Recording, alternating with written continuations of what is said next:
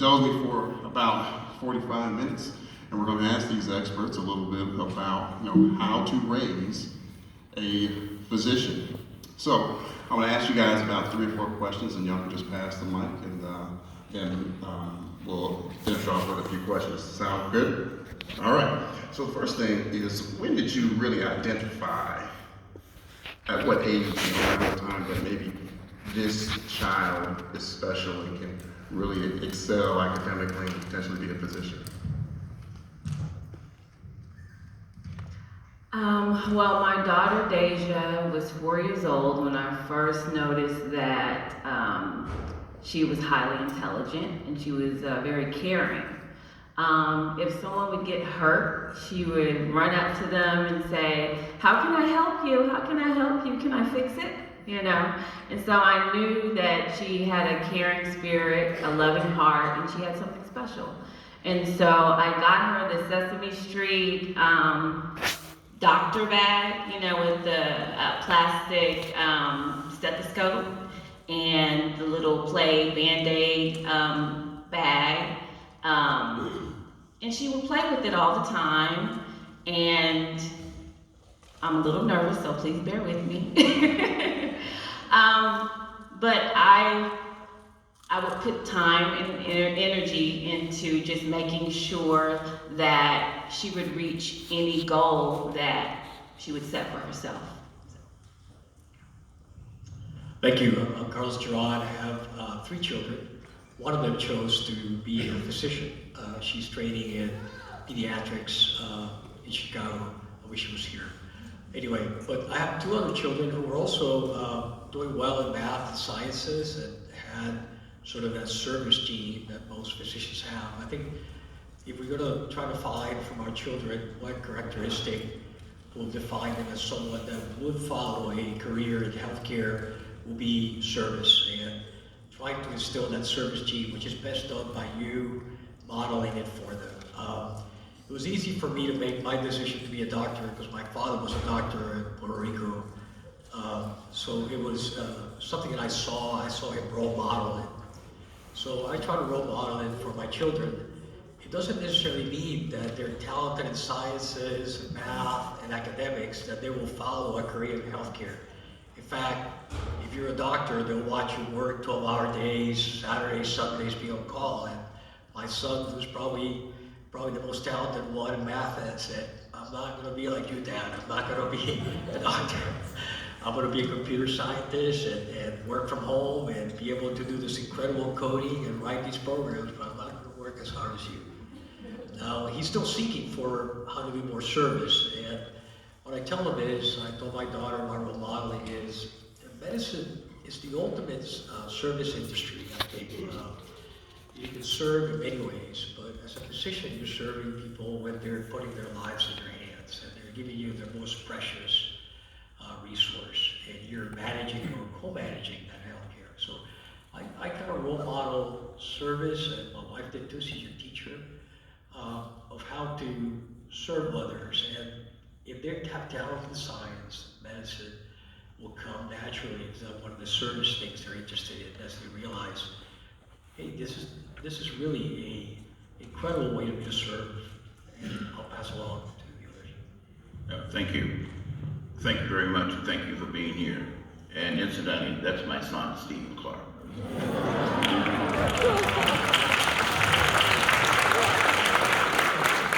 I first noticed when he was in, I think it was elementary school, he started his carrying capabilities, and then I started taking him to, we started going hospital rounds. I have 2 other children. I have another older son that's an investment banker that went to Morehouse to said he was going to be in pre-med until after his first year. He came home, he said, "I'm only doing this because of you." I said, "Hey, don't do it for me, don't do it for me." So he switched over to finance, and he's an investment banker, and my daughter's a journalist.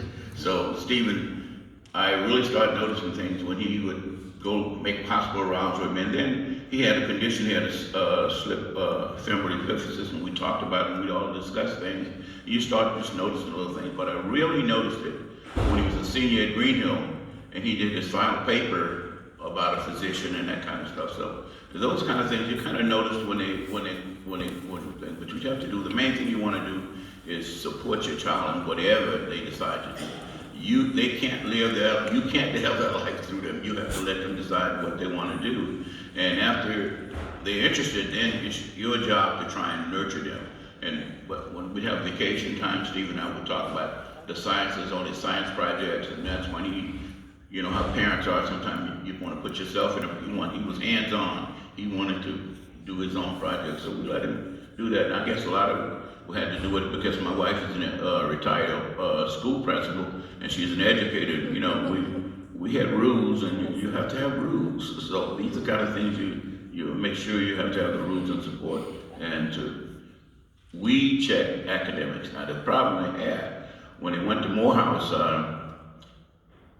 they didn't send any grades home. And I called, I said, well, you know, we don't do that. We have to have permission from the student. And you know, my language was not the king's language then. So I said, well, you know, the student didn't write you that check. I said, so, okay, we'll have to get his permission. I said, he will give it. He'll be down in a few minutes. Good evening. All right, and for me, it was different. I didn't know what my son wanted to be. I thought, truthfully, I thought he was gonna be an artist because he used to just sit around and just draw all day. And it was just like a spur of the moment thing. When he was in high school, I asked him what he was gonna do. He said, well, I don't know, Dad, I don't know. I think I'm gonna go to art school because he had all type of scholarships for art. So it was just a spur of the moment thing. He's always been smart. I always say he had a photographic memory. He can read through a book or look through a book. You can go back and ask him 1,000 questions, and that is he was just a smart kid, and he's always been that way. And one day he said, "Well, Dad, I think I'm gonna be a doctor." You know, so and there it goes. So you know, I said, well, put your mind to anything, you can be anything you want to be, and here he is now. You know, I'm proud of him. That's it.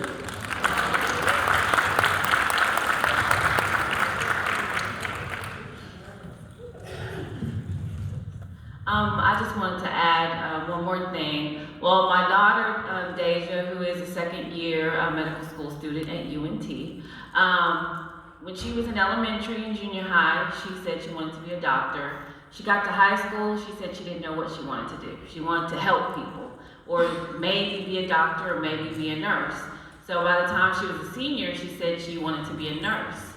And even though, yes, inside, I was a little sad, I might have, cried a little bit on the inside, but I wanted to be supportive because I love her, and ultimately, whatever she decided to do with her life fell on her.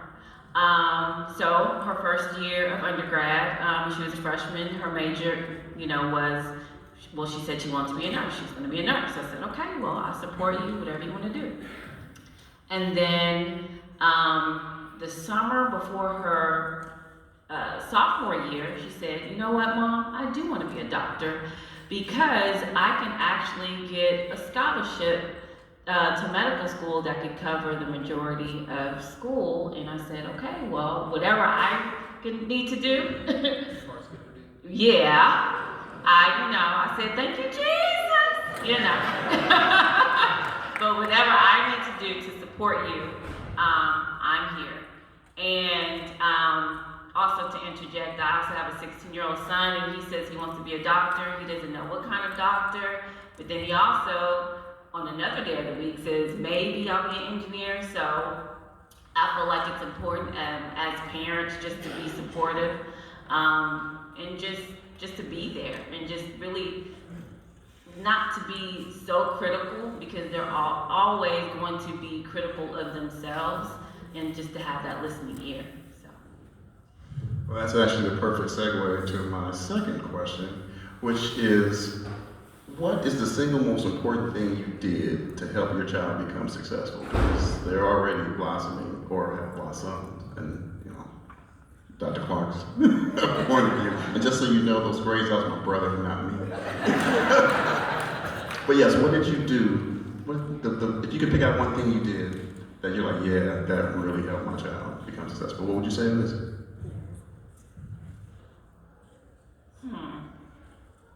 That really helped my child become successful. Well, like I said before, please bear with me. I'm a little bit nervous, so let me refer to my notes. Let's see here. Like I said before, I made sure I was present and involved as much as possible by joining parent clubs, events that encouraged her and inspired her to make a greater impact within the community. So just really being of service and just knowing that this life, it's your life, but it's about giving to others. How can I help other people? And that's what I instill in my children. How can you be of service to other people? So, and I feel like that had a great impact and has a great impact on how they approach their lives. I agree. A lot of support, providing support at home. So the song in Webla is called Amor y Control, which is love and control. You can give as much control to a child as long as it's done with a lot of love and support. So providing rules, as you mentioned, goals that they should reach, that you'll be shows that they're achieving. In healthcare, it's tough because you want to give them ability to model behavior from physicians, and if you're not in a physician family, it's really hard to find those opportunities for your child to round on in a hospital or be in a clinic. So one suggestion would be consider volunteering, even at the lowest level of the hospital. Provide some volunteering in a clinic or in a homeless shelter, or even in there's certain age restrictions, but once you meet the age restriction, usually around 16, you can do a lot of volunteering. So I got her at Parkland. I try not to put my influence name on it, but my last name was on her last name, so it did help. So the volunteer services. So she was a candy striker. Old term, we don't use that term anymore, but she was delivering books. I said, do you do anything that was, do you see your patients? I said, well, I didn't live to see the patients much, but I did get books out. I got some magazines out to the patients. But she was in the industry. She was there at Parkland Hospital, was able to see. So my recommendation is find opportunities for them to see a physician at work, or a nurse at work, or a respiratory therapist at work. And the best way to do it maybe is your pediatrician. To say, do you mind if he were to come, he or she were to come for one day and just spend an afternoon with you. And it's very moving to see the nurses and that teamwork, especially there's a leadership academy. And healthcare is all about leadership. As soon as you walk in with a white coat, everyone's looking at you as a leader, but you may not have, I didn't have a lot of leadership skills when I came on board. I learned those. So the opportunity to see a team working together is really inspiring. I think the thing is, we had good conversations, and the thing that we talked about, and I think the one thing that really helped when we had a real man-to-man talk, when I told you when you tell your child you can be anything you want to be, provided you want to do it bad enough. And you have to really think through that. You can do anything you want to do, provided you want to do it bad enough. It's not mama, not dad, not uncle, anybody. You have to want to do that. And then when I found out you're really interested, and that's when we come up with all our ancillary things that we can do. We try and involve you and take you to the convention. We see other people, other skills, sometimes the lifestyle, the hotels and things you live in, it kind of rubs off on them. So you'll find it out later on. But I think that these are the kind of things you have to really just put it out there, let them bite off the carrot, and guide them in the right direction.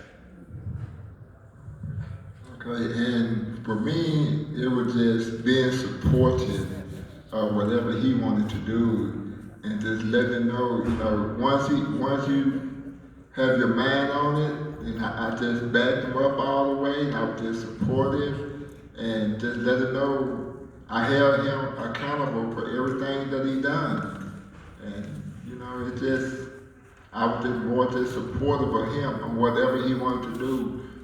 just let them know, once if you say you're gonna do it, do it. Don't back out of it. Give all, give 100%. And that's what I've done. I just backed him up and supported him for everything that he wants to do. And he's been doing a great job. I'm like super proud. And I always tell him I'm his biggest fan. Cause it was hard growing up like in this area. He went to Roosevelt High School, and there's a lot of people saying coming from the hood, you ain't gonna be anything. Everybody wants to be NFL, football, play NBA basketball, and he said, I want to be a mailman. Is that what you want to do? Is that what you do? Or I want to be a doctor. Just stick to whatever he done. I just supported him and had his back 100%. That's it. Well, y'all just got some gold on those, so I want to recap that before I go to my next question, because I think y'all got some gold. We have a non-medical family saying that the best thing I did was support my child. We have 2 established medical families who said, get them involved. Once get them into the hospital, the others said, hey, you can do everything, you can do anything you want. And then we have another medical family, another non-medical family saying, hey, I was present, which is huge. I was present, I was there, I was in all the social groups. So the common thing is be there, be supportive, and push them to where they want to go. So y'all got some gold, and that's why I had to go back on that. I don't want that to just fall through the cracks. All right, so the next question. What challenges did you experience with your child's journey to become a physician? And this could be social, financial, anything you want. On that road to get that FD is rough.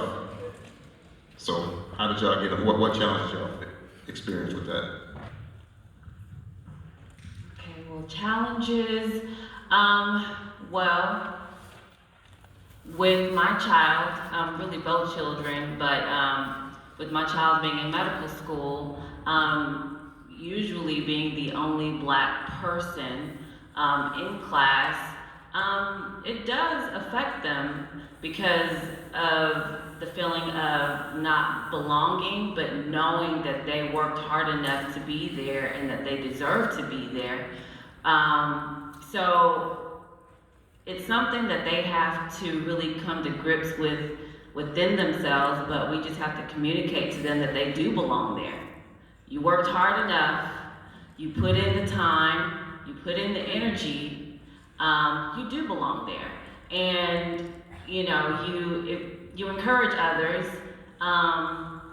you mentor younger students, have them mentor elementary students, junior high students, high school students.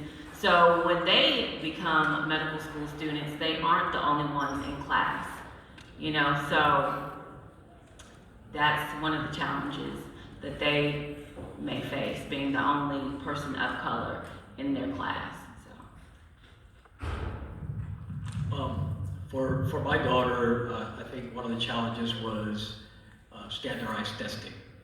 She's really good at taking exams at school, etc. But when she's in a national licensing test or in a CAB, etc., her scores initially were a little lower. She had to work through, and she kind of lost a little steam there about her plans. But then she kept trying to do better by improving with self-help reading booklets. So her testing scores were initially maybe not where they need to be for med school. And then she worked and took it again. She never gave up and took the test again and did a little bit better. So it's more encouraging them to continue on their path. And she was decided that's what she wanted to do. So she wavered a little bit, but it was not for long when she knew that we'll support her in whatever way it goes. But I think the testing, one of the advantages of being in Texas, I don't know if you're aware, is the number of public medical schools that are out there. The state of Colorado has one, to give you an example. Texas has maybe 15, 18 medical schools that are state run. most of the country. So it gives you a lot more opportunity, and they're required to have Texas residents be in their, I think it's 85%, some of the schools require 85% have to be Texas residents, which really elevates the opportunity of your son, your daughter entering medical school in the state of Texas. A great opportunity. The challenge that we had was to make sure that the students are grounded. I think we would try to prepare them. We sent them to school, spent a lot of money on their education, make sure they were educated, and then to let them know that it must be grounded, let them know who they were, where they came from, and where you're going. You cannot ever forget where you came from. And this is the kind of thing we want to keep them grounded, not always relate back to stories that I'd experienced coming to Dallas and practice. See, I'm an old man. When I first got here, we had only had our rights for about 6 years then, so I was still having problems at Methodist Hospital. I mean, I got on the staff, and every time I had a surgery, this one guy always had an emergency, I'd get bumped. So, it started happening. I said, well, why is it every time? And it didn't take me long. I said, oh yeah, I see what's happening here. So I just started doing other things, and then I did that, and about 10 years later, they came back to me and asked me to come and head up that department.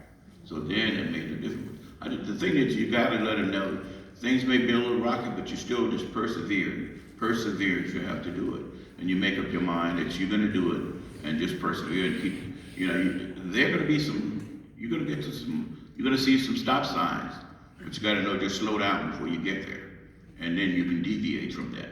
So that's the thing, you just make sure that your kids are well grounded, and they let them know that there may be some times when things don't go so well for you as they do for other folk. But you have to understand why. And then you know who you are, and you stay that way. All right. Well, what are the challenges?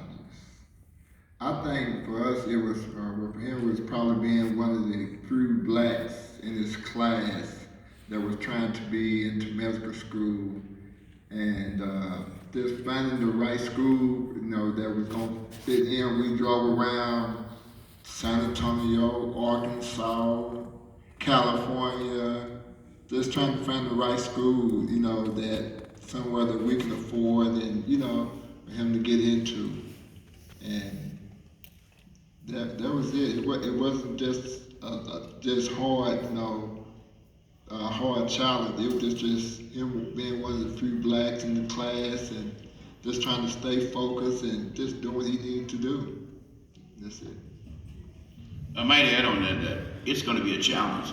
If you're going to go into medical school, you're going to be one of the few, just the very few. So you have to get ready for that. You're going to be 3 or 4 or 5, but now the time is changing a little bit. You have to get ready for that.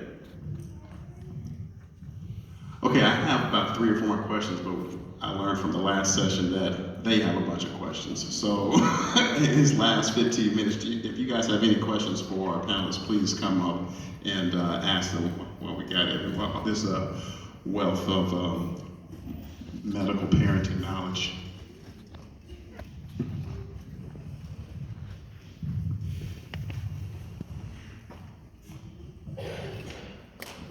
Thank you guys for being here this morning. My question is, how do you keep your child on track? Like you mentioned, they change their minds. My daughter has always wanted to be a nurse. She's like a family nurse ever since she was little. Anyone's sick, on medicine, whatever, she's making sure they're taken care of. In emergencies we've had at the house, she's the calm one who talks to 911. So all her life she's said, I want to be a nurse, I want to be a doctor. But now she's in 12th grade, she doesn't know what she wants to be. And so I'm like, well, y'all have said this. I'm trying to get her back around there, and I'm like, she wants too hard. I don't want to do that now. So what is your advice that you had to keep them focused, I guess?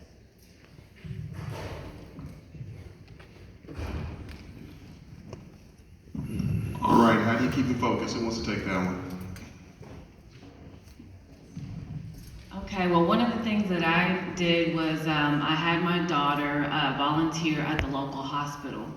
So if there's some type of availability for your child to volunteer, then they can just kind of see how everything works and just kind of see what they adapt to, what they like, and just to have exposure. And they can see how the nurses work and how the doctors work. But that's what she did in high school for a year. She volunteered on certain weekdays, so you know that may help. I agree, is continuously exposing them to role models that are in that profession, healthcare in general. And again, volunteering is the easiest way. I tell them kids love teams. They want to be part of a team. They want to be leaders in a team, whatever they do, school, sports.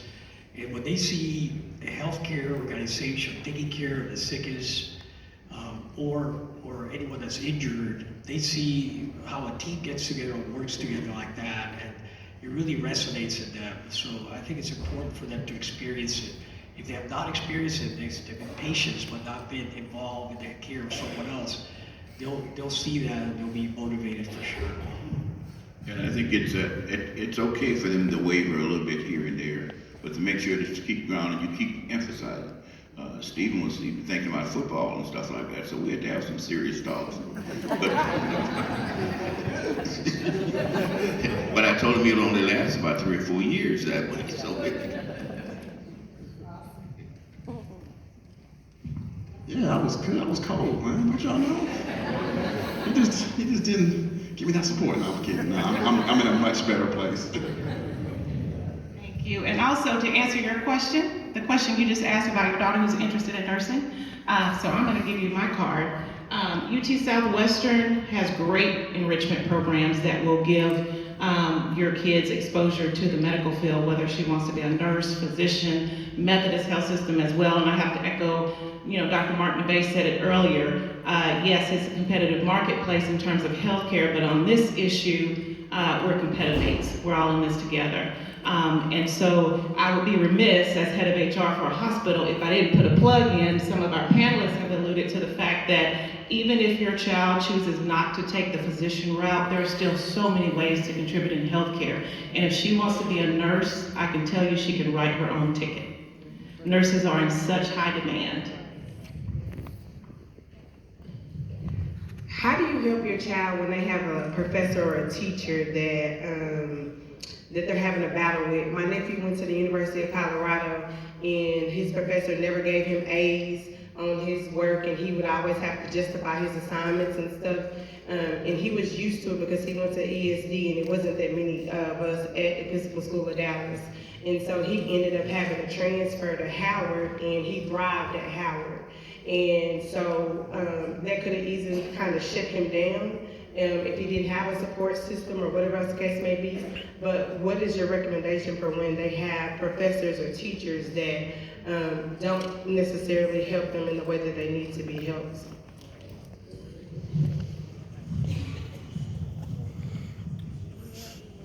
Oh, that's a good one. I want to hear the answers on this one. I already know to give it to you. I can tell you because like I said, I'm an old schooler. When I was there, things were different. You're gonna meet those people. No matter who you are, there's only a certain grade you're gonna get out of that course. There's a course in pharmacology I had to, you're not supposed to know names, we did numbers supposedly. And this guy, he had flunked everybody prior to me to look like me. And they told me that before, so what I did, I knew that book back and forth. I made 99, and he came out and asked who was my number, and I raised my hand. He said, "Oh, they said you all supposed to be dumb." Blatantly, just like that. But then after that, all the classes behind me, he said, the highest score in my class was 99, made by a block spine. So, I mean, these are things that you're gonna have to deal with. You know who you are, you know how good you are. You may get a little hit near and there, that's just a hit, that's the hit we're talking about. But you gotta persevere and keep on. Well, you know you may be a 95 to 100% person. You may only get 85 average in that class, but all of them are not gonna be like that, but you're gonna run into some problems. Remember, a teacher is only there for one semester. You're there for the rest of their lives, and friends, family, and support.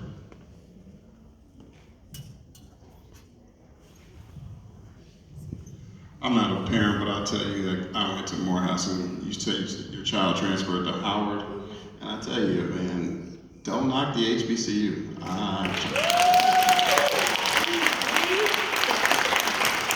I actually turned down Harvard to go to Morehouse, and I never regret it.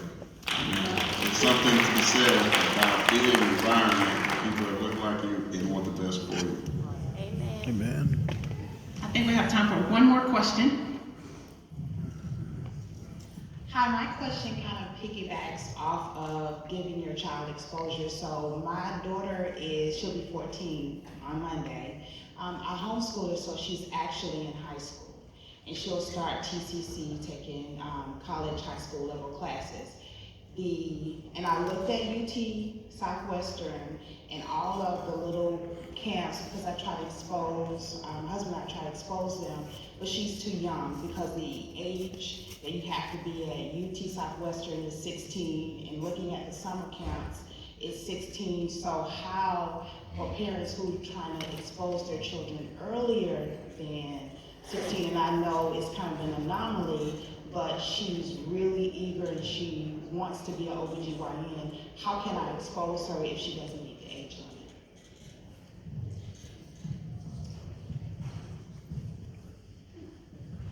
This is the benefit of being a moderator. I get the mic first. When I was in med school at Southwestern, we had a program where and I'm pretty sure they still have it there, where we, on Saturdays, I think in the winter, we had a bunch of middle schoolers coming, and we did nothing but STEM and science stuff. So those programs are already there. You just we have to get you the information where you can get you the information where you can find it. But let me give this to who. Does anyone want to hit this with the panel?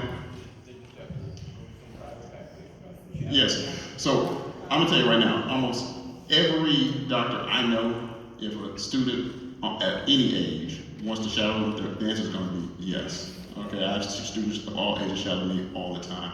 2, get on the internet and start searching for different experiences because they're out there. I just can't spell the name of the program because it's the Student National Medical Association. And you might want to write that down because the Student National Medical Association at UT Southwestern is one of the premier chapters, at least it was when I was there, in the state. And they do all kinds of enrichment programs for students in high school, middle school, and in elementary, okay? And a lot of those things flow through the med school and flow through the Student National Medical Association.